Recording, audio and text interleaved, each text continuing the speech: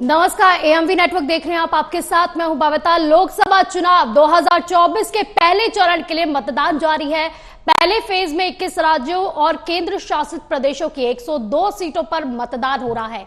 पहले फेज की जिन 102 सीटों पर 1625 उम्मीदवार मैदान में उतरे हैं, तो उसमें 134 महिला उम्मीदवार हैं, तो वहीं 1491 पुरुष कैंडिडेट भी चुनावी मैदान में अपनी किस्मत आजमाने के लिए उतरे हुए हैं। तो 5 साल पहले इन सीटों पर हुए चुनाव में बीजेपी का पलड़ा काफी भारी था और कांग्रेस काफी ज्यादा पिछड़ गई थी। इस बार के बदले हुए सियासी समीकरण में बीजेपी नेतृत्व वाले एनडीए और कांग्रेस की अगुवाई वाले इंडिया गठबंधन के बीच कांटे की टक्कर मानी जा रही है।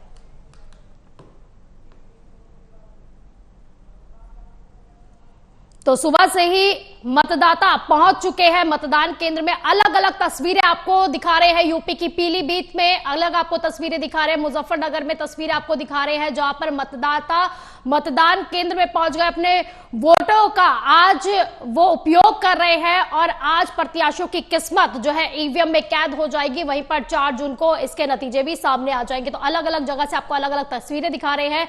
तो रामपुर से आपको अलग तस्वीरें दिखा रहे हैं। हालांकि कहा जा रहा है कि इस बार वोटों का प्रतिशत ज्यादा नहीं है, क्योंकि मतदाता ज्यादा से ज्यादा नहीं पहुंच पा रहे हैं। अभी तक जो बात कही जा रही है वो कहा जा रहा है कि सबसे ज्यादा जो वोट पड़े हैं वो बंगाल में पड़े हैं। तो यानी कि कहा जा रहा है कि जो मतदाता है उनमें ज्यादा जोश दिखाई नहीं दे रहा है। लेकिन हालांकि अभी तक काफी समय बचा है। काफी जगह पे 5 बजे तक वोटिंग होनी, काफी जगह पर 6 बजे तक वोटिंग होनी और काफी जगह ऐसी भी है जो नक्सली इलाके हैं देश में, वहां पर कहा जा रहा है कि 4 बजे तक वोटिंग होगी। तो यानी कि चुनाव आयोग भी पूरी तरह से अलर्ट मोड पर है, पुलिस प्रशासन भी पूरी तरह से अलर्ट मोड पर है। अलग अलग जगह की आपको तस्वीरें दिखा रहे हैं।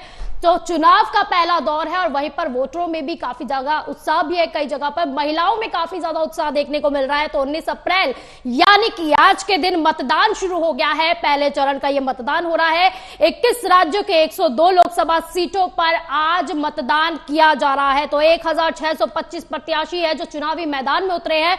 तो वहीं पर 543 लोकसभा सीटों पर 7 चरणों में मतदान होना है, जिसमें पहले चरण का मतदान आज से यानी कि 19 अप्रैल से शुरू हो गया है। तो यानी कि आज सभी प्रत्याशियों की किस्मत ईवीएम में कैद होने जा रही है। वहीं पर मतदाता क्या रुख क्या है, क्या उनका मन है, वह अब 4 जून को ही पता चलेगा कि आखिर, क्योंकि अलग अलग पार्टियां अलग अलग बात करती हुई नजर आ रही है। बीजेपी अलग दावे करती हुई नजर आ रही है। बीजेपी का कहना है कि इस बार फिर से बीजेपी की सरकार आएगी, पीएम नरेंद्र मोदी इस बार दोबारा से पीएम बनेंगे। वहीं पर दूसरी तरफ कांग्रेस की तरफ से अलग दावे किए जा रहे हैं। कांग्रेस का दावा है कि इस बार जो है वो ज्यादा से ज्यादा सीटें लेके आएगी और इंडी अलायंस ही इस बार जीतेगा। तो यानी कि अलग अलग जगह से आपको बता रहे हैं। गढ़वाल से अनिल बलूनी उतरे हैं, बीजेपी के दिग्गज नेता है और वीआईपी सीट भी गढ़वाल हो जाती है। तो बीजेपी के दिग्गज नेता त्रिवेंद्र सिंह रावत हरिद्वार से प्रत्याशी है।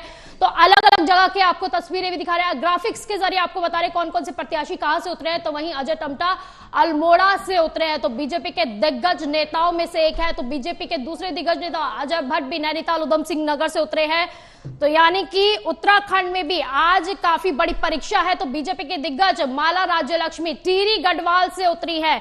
तो यानी कि राज परिवार भी उतरा हुआ है। तो बीजेपी के दिग्गज अनिल बलूनी गढ़वाल से उतरे हैं। तो वहीं पर कहा जा रहा है कि इस बार बीजेपी के लिए चुनौतियां भी काफी है। अलग अलग जगह से आपको ग्राफिक्स के जरिए बता रहे हैं कि आखिर उत्तराखंड में, उत्तर प्रदेश में कौन से दिग्गज उतरे हैं, उत्तराखंड में कौन से हैं, क्योंकि अलग अलग जगह से आज 21 राज्यों में अरुणाचल प्रदेश, असम, महाराष्ट्र, मेघालय, बिहार, छत्तीसगढ़, मध्य प्रदेश, मणिपुर, त्रिपुरा, मिजोरम, अलग अलग जगह से। तो नागपुर से जहां पर नितिन गडकरी की आज परीक्षा है, तो उधमपुर से जितेंद्र सिंह और लाल सिंह एक दूसरे के खिलाफ है। तो वहीं पर बीकानेर में अर्जुन राम मेघवाल प्रत्याशी बीजेपी के, तो वहीं पर अलवर के भूपेंद्र यादव, तो वहीं दूसरी तरफ ललित यादव एक दूसरे के खिलाफ है। तो नागपुर में एक तरफ नितिन गडकरी की परीक्षा है तो दूसरी तरफ विकास ठाकरे है। तो उधमपुर की अगर बात कर ली जाए तो जितेंद्र सिंह है, तो दूसरी तरफ लाल सिंह नजर आ रहे हैं। तो वही राजस्थान के बीकानेर की अगर बात की जाए तो अर्जुन राम मेघवाल एक बार फिर से प्रत्याशी हैं।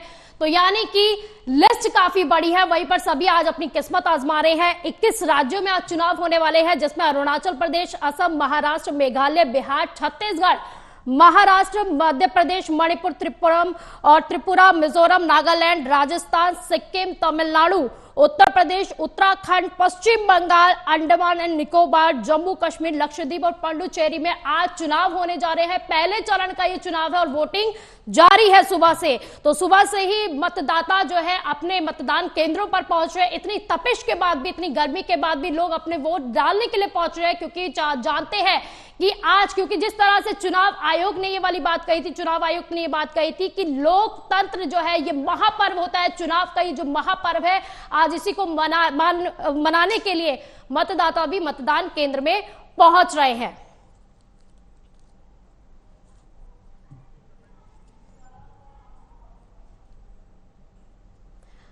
तो यानी कि सीटों की अगर बात की जाए तो पहले चरण के दौरान अरुणाचल प्रदेश में 2 सीटों पर आज मतदान हो रहा है। बिहार की अगर बात की जाए तो 4 सीटों पर आज मतदान हो रहा है। असम की अगर बात की जाए तो 4 सीटों पर मतदान हो रहा है।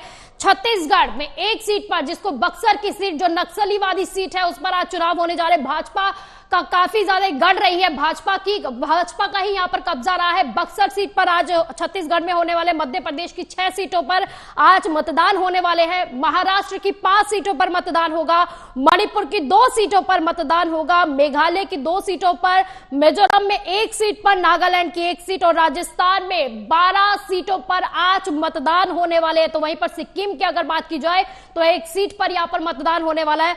तमिलनाडु में 39 सीटों पर, त्रिपुरा में 1 सीट पर मतदान होने जा रहा है।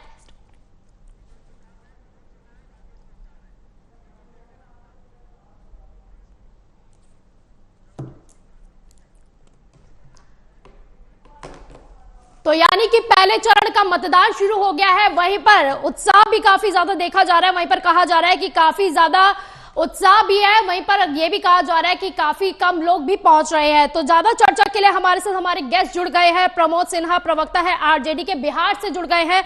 तो राकेश पोद्दार प्रवक्ता है बीजेपी के। वहीं पर हमारे पॉलिटिकल एडिटर जितेंद्र प्रताप सिंह भी हमारे साथ जुड़ गए हैं। जितेंद्र, सबसे पहले आपका रुख करना चाहूंगी, बिहार की अगर बात की जाए, अभी तक क्या लगता है, कितना ज्यादा उत्साह देखने को मिल रहा है मतदाताओं में?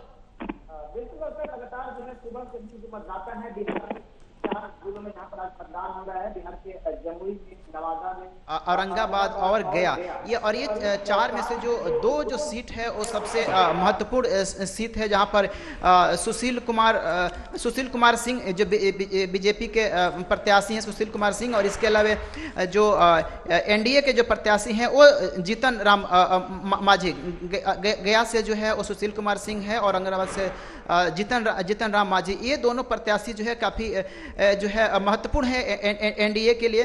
वही इसके अलावा जो पप्पू यादव की जो पत्नी रंजीता रंजन, वो भी जो है इस पहले चरण में जो है वो प्रत्याशी हैं और वो भी चुनाव मैदान में हैं। लेकिन अगर मतदाताओं की उत्साह की बात करें तो सुबह 7 बजे से ही मतदान केंद्रों पर लगातार जो है मतदाताओं का तांता देखने को मिल रहा है, और खासकर जो युवा वोटर हैं उनमें सबसे ज़्यादा उत्साह बना हुआ इस बार, क्योंकि इस चुनाव के अंदर कम से कम जो है भारी संख्या में जो 18 वर्ष या उससे ऊपर के जो मतदाता हैं जो पहली बार मतदान कर रहे हैं, वो सबसे ज्यादा बढ़ चढ़ के इस चुनाव में भाग ले रहे हैं। और अगर वही ओवरऑल अगर वोटिंग परसेंटेज की बात करें तो सुबह 10 बजे तक लगभग जो है वो 11.27% मतदान जो है अब तक बिहार में हो चुका है इन 4 सीटों के ऊपर, और लगातार जो है लंबी लंबी कतारें देखने को मिल रही है इन चारों जिले में, जहां पर प्रथम चरण के जो चुनाव है वो बिहार के अंदर में जारी है।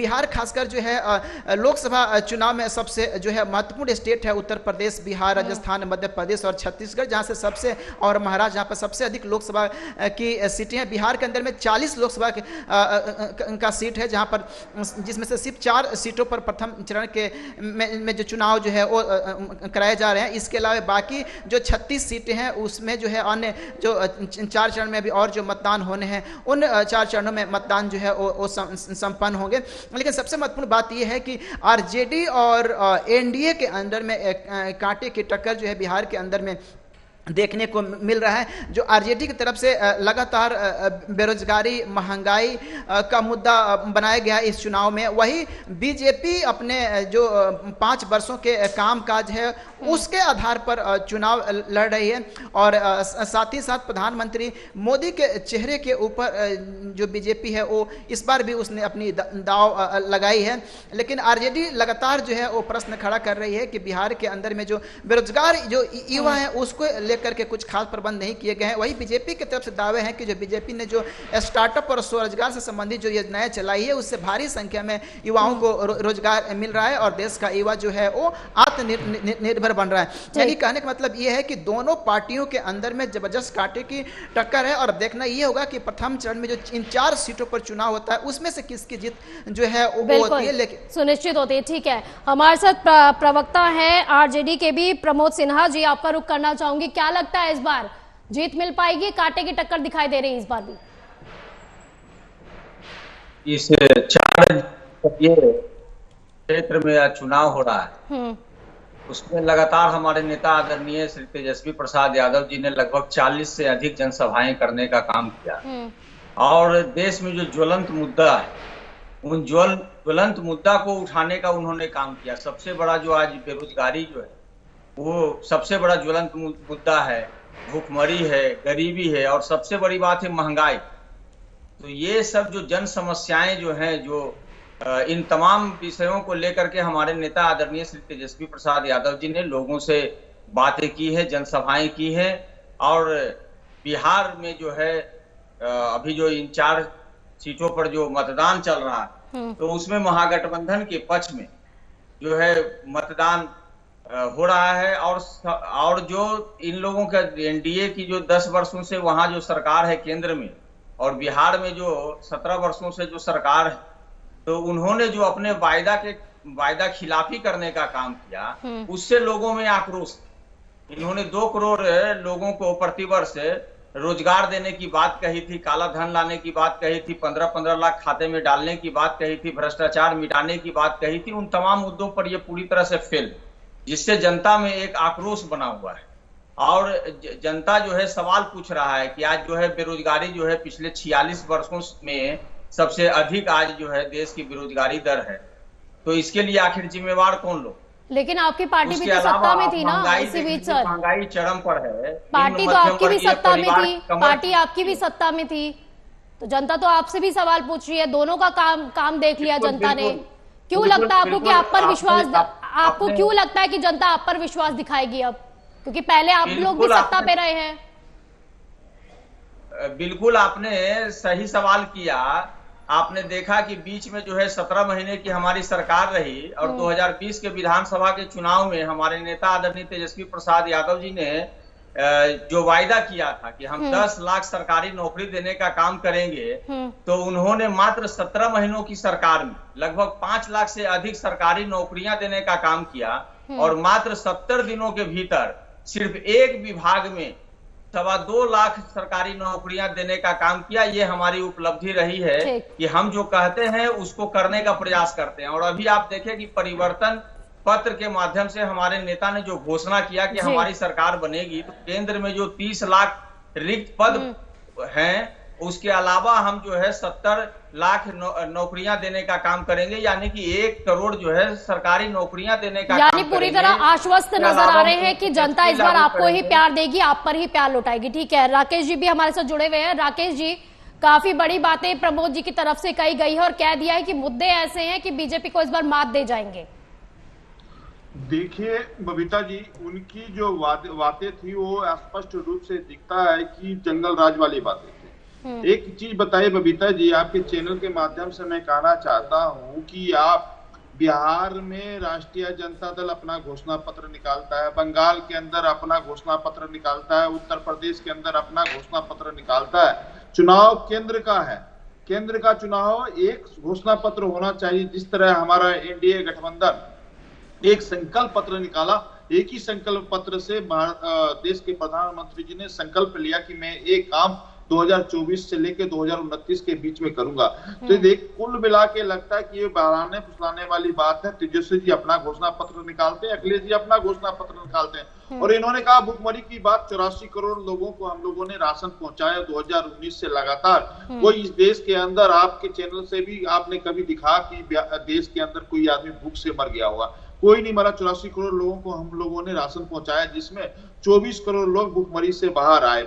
उसके बाद मैं स्पष्ट रूप से कहना चाहता हूं कि 2014 में हम लोगों ने 525 वादे लेके आए थे, 95% वादे को हम लोगों ने पूरा किया, 235 वादे इस बार 2019 में लेके आए और मैं आपके चैनल से स्पष्ट रूप से कहना चाहता हूं कि 224 वादे को हम लोगों ने पूरा किया। चाहे वो 370 का मुद्दा हो, चाहे 3 तलाक का मुद्दा हो, बहुत सारे मुद्दे थे। आज चुनाव हो रहा है, चुनाव मतदान हो रहा है। मैं स्पष्ट रूप से कहना चाहता हूं कि हम लोगों को 2019 में 25 करोड़ वोट आए थे। 25 करोड़ वोटों से हम लोगों ने 303 सीट जीतने का काम किया था। लेकिन आज हमारे पास हम लोगों ने 5 साल काम किया। 5 साल में 30 करोड़ लोगों को हम लोगों ने लाभार्थी बनाया सारी योजनाओं से, चाहे वो सड़क का बनाने का योजना हो, चाहे किसी घर राशन पहुंचाने का योजना हो, चाहे उनके घर बनाने का हो, चाहे शौचालय बनाने का हो, चाहे नल जल योजना हो, सारी योजनाओं से 30 करोड़ लोगों को हम लोगों ने लाभार्थी बनाया। बेरोजगारी की बात कर रहे हैं, हम लोगों ने रोजगार भी दिया, 3.5 करोड़ लोगों को आत्मनिर्भर किया। कोरोना काल के बाद 1 करोड़ को सरकारी लेकिन बिहार में आपकी पार्टी आने के बाद ऐसा कोई विकास नहीं नजर आया सर। देखिए बिहार वहीं का वहीं है, चाहे कोई भी पार्टी कितने भी दावे कर ले, बिहार वहीं का वहीं है अभी भी। नहीं, बिहार की बात कर रहे हैं। बिहार में 2005 से पहले का आंकड़ा निकाल लीजिए, 2005 के बाद के आंकड़े निकालिए। भारतीय जनता पार्टी का कोई प्रवक्ता आंकड़ों पर ही बात करते हैं और आप चैनल, प्रसिद्ध चैनल है, प्रतिष्ठित चैनल है, और आप अपने चैनल के माध्यम से भी आंकड़ा निकाल लीजिए कि 15 साल उनका कार्यकाल उधर का रहा और 15 साल 20 साल से हम लोग भी काम कर रहे हैं, हमारे रहे। और मैं स्पष्ट रूप से राष्ट्रीय जनता दल के प्रवक्ता और आपके चैनल से कहना चाहता हूँ कि इस बार को रोजगार की बात जो आप करें और नौकरी देने की बात, कान खोल के सुन लीजिए प्रमोद जी।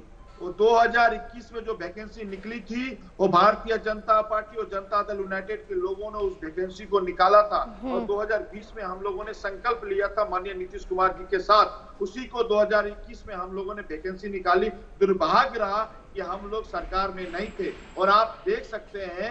लेकिन नीतीश जी तो कह रहे थे आप काम ही नहीं करने दे रहे थे, इसलिए वो चले गए आरजेडी के साथ। सुनिए बबीता जी, उस पर आता हूँ मैं, मेरी बात सुन लीजिए, मैं क्या कहना चाहता हूँ थोड़ा जल्दी सर जी। हाँ बबीता जी, 1 सेकंड में।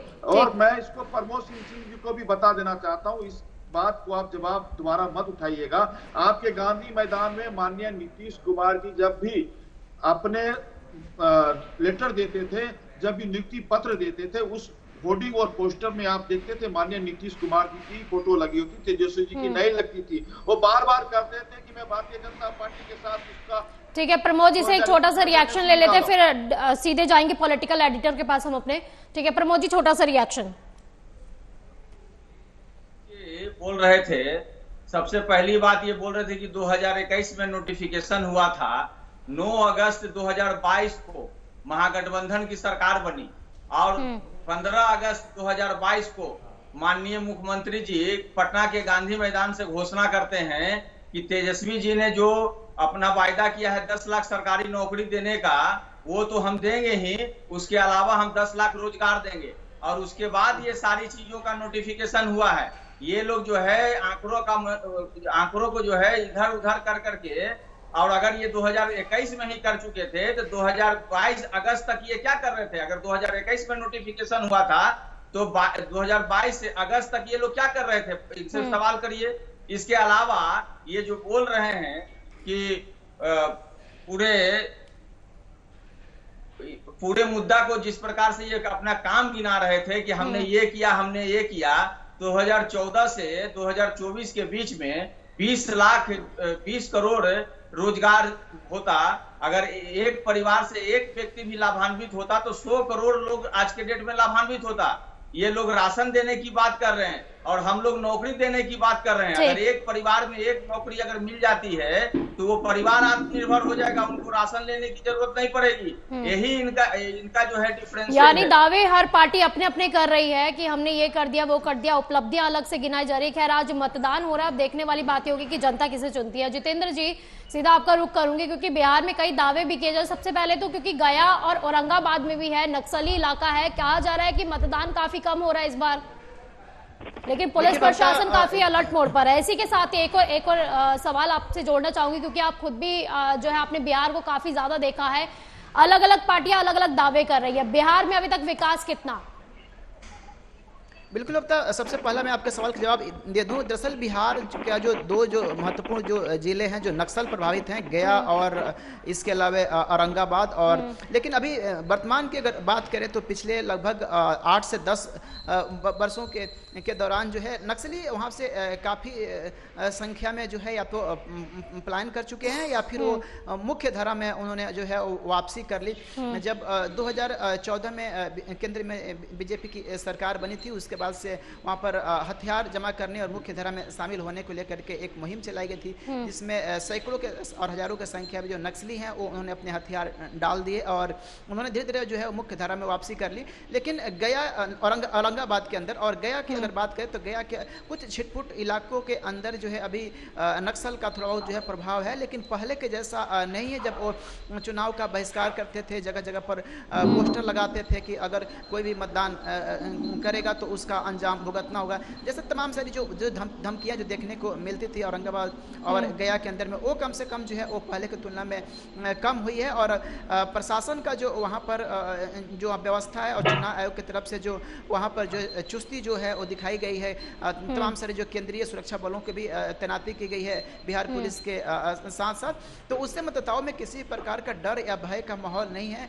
और वो बिल्कुल निडर होकर के अपने मताधिकार का इस्तेमाल कर रहे हैं। सुबह के तुलना में अगर देखा बाकी राज्यों की तुलना में अगर देखा जाए तो थोड़ी सी जो है वो वोटिंग कम हुई है, क्योंकि बिहार जो है और ये दोनों जो क्षेत्र हैं वो ग्रामीण क्षेत्र हैं और मतदाता थोड़ा अपने घर के काम करके, खेतों से काम करके और सुबह सुबह और उसके बाद फिर वो मतदान केंद्रों की तरफ जाते हैं। तो बिहार के इन जिलों में खास करके बात करें तो थोड़ा मतदान जो है वो देरी से जो है वो लोग करते हैं, पहले अपने घर के काम काज, खेतों के काम काज निपटाने के बाद से।